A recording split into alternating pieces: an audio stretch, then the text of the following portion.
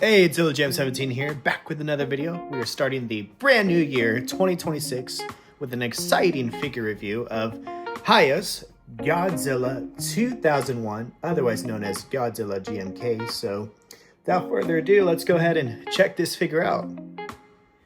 So here is the figure outside of the box in all of its glory. I am very pleased with what Hiya's done here. So off the bat, first impressions that I had was this is a chunky boy. It's a chunky but mighty Godzilla. As you can see, they have done an excellent job capturing the fierceness of Godzilla GMK or just Godzilla 2001, whatever floats your boat, how you want to call him. But yeah, they've done a really solid job here. I am very impressed with this figure. Lots of good stuff to talk about, so let's get to it.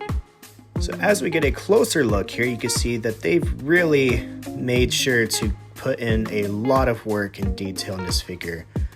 I am very impressed with what they've done here, from capturing those ghastly white Godzilla eyes of GMK, teeth painted individually to bring out those big old grippers.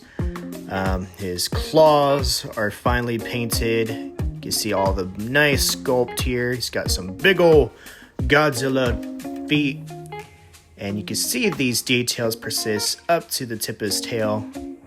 So very, very nice work here. I'm very impressed with the sculpt and detail done with this figure.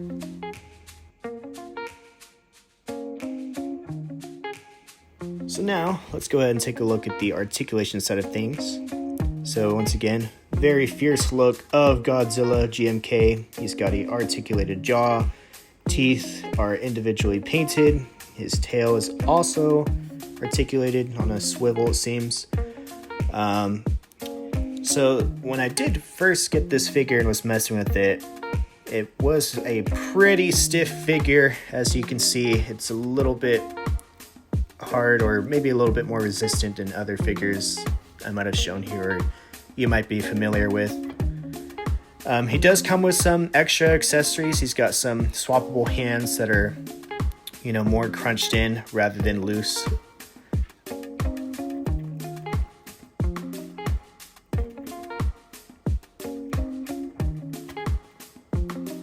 Now, something to note that stood out to me with this figure is how they connected the upper torso with its lower half of the body. With 91 Godzilla, the upper part kind of pops in, and you could see it more as two separate pieces, whereas this one sits on top of the lower half and makes it more of a seamless transition in the sculpt, but that does come with less range of motion, as you saw there. Again, this guy's got some big old Godzilla thighs, very chunky. They do not really allow you to get a whole lot of movement in it, which with me personally, it's not a big issue, because again, this guy's going to be sitting on a shelf looking mighty and fierce, so I don't really need to be having him have some crazy leg articulation there. Again, I've done some very excellent work with his spines. Taking a look at his head and neck, you get some range of motion where he can be able to look down and look up. You push a little too hard, his head might pop off like this. Compared to other figures, he's pretty easy to pop right back in. Doesn't need a whole lot of heat work, at least with my figure here. So you can get a little bit swiveled there. Now, something to notice here is that they put in some very nice paintwork here into his dorsal spines on his back, which looks very good, but then that suddenly just stops here at the tail. So that's been a big point of conversation online that I've seen. Some people say this is screen accurate. Some people are saying they should be painted. There's even promotional pictures of the tail painted, so I'm not sure what happened there, but that's just something to note. Now, in terms of the tail, it's not quite as articulated or, has a whole lot of movement compared to the 91 Hokkaido Godzilla. Maybe if I warm these up a bit, I'll get some more motion, but just again, something to keep notice. Now, here is Hiya's Godzilla GMK next to Hiya's Godzilla 91 figure. Both very, very excellent figures. I really love these guys. despite some of the issues I had with my Hiya Godzilla, here you can really see more of the difference in the sculpt, where the 91s is kind of built inside of, it kind of pops into the lower half of the body, whereas GMK's kind of sits on top. So you can really see like the difference in the, you know, the sculpt transition there, where it looks more like two pieces. As I was talking about earlier, the tail, we all know this is a very fantastic articulated Godzilla tail.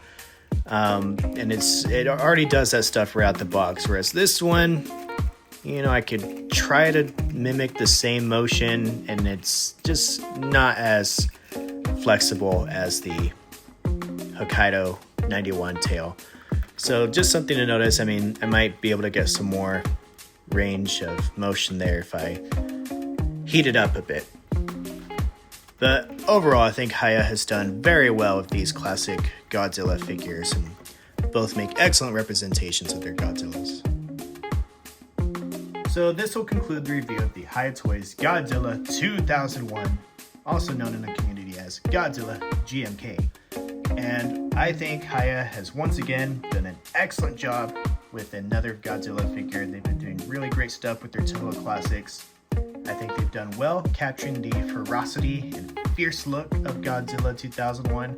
So if you're wanting to have a good and solid representation of this Godzilla, I really don't think you could go wrong with the Hiya Toys.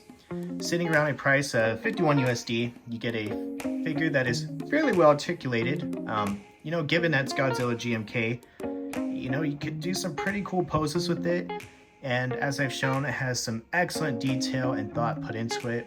Now there is a Heat Ray Godzilla GMK coming out fairly soon, I believe. So I am curious to see how that one ends up being. Usually with the Heat Ray or, you know, follow-up figures of the, you know, base sculpt, they usually have some little improvements here and there that they put into the figure, given feedback based off the, you know, first release. But you know, I think overall this is a very, very solid figure, and I'm very happy with what Hiya has done with this figure. I currently do not have a GMK on my shelf, so this guy will fit in nice on my shelf representing Godzilla 2001. And again, really don't think you could go wrong. Hiya makes it very easy for me to come back and keep purchasing their Godzilla figures. And I am very excited to get a hold of their 2000 figure, which should be coming out soon. Other than that, I do have another Hiya figure to review, so stay tuned for that, along with some other shorts of little Godzilla stuff here and there. But yeah, we are in the brand new year of 2026. We got a reveal of a release date for Godzilla -0, so this is going to be a very exciting year for Godzilla. I am very pumped to continue collecting and loving our favorite atomic dinosaur lizard. But yeah, that'll be the end of this video. Let me know what you think. Do you have this figure? Do you like what Hiya's been doing with their classic figures? Let's have some discussions down below. If you like this video, you like what you see, feel free to stick around and support the channel. It is showing some pretty good growth, and I am just very happy you all are liking and hearing what you hear from this fellow Godzilla fan. And in the meantime, this has been Zilla Gem, and I will catch you in the next one. Goodbye.